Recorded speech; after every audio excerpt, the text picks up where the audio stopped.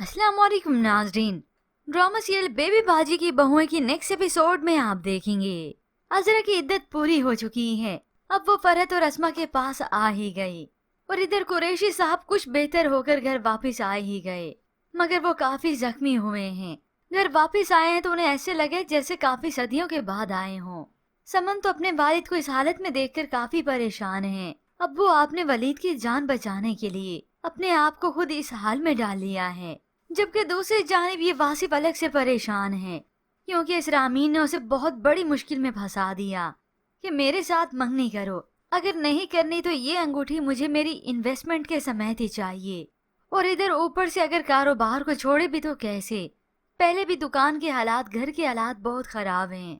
ऊपर से अगर मैं भी बेरोजगार हो गया तो क्या होगा, कैसे चलेगा घर।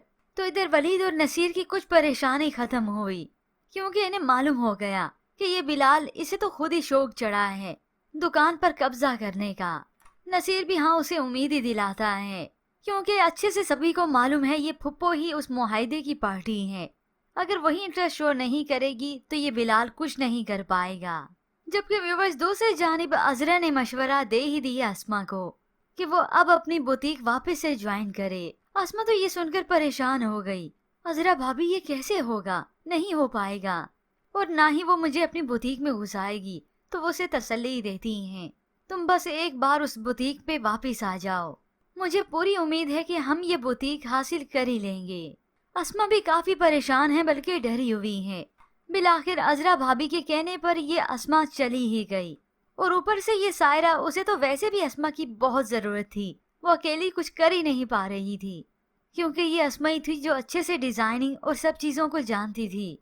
भले ही सायरा ने कब्जा कर लिया पर इस दुकान इस कारोबार को चलाना भी तो है। अब अस्मा वहाँ पर गई तो ये सायरा उसे नौकरी पे रख ही लेती है, बल्कि ये सायरा तो दिल ही दिल में शुक्र अदा करती है, शुक्र है ये वापिस आ गई।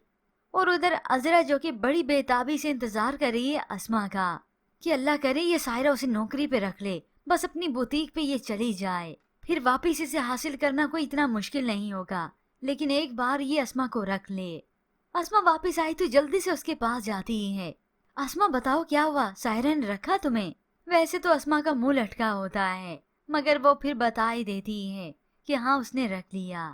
अब तो जैसे अस्मा को भी उम्मीद नजर आने लगी है अजरा भाभी की वजह से, यूं बुटीक का काम फिर से चलने लगा।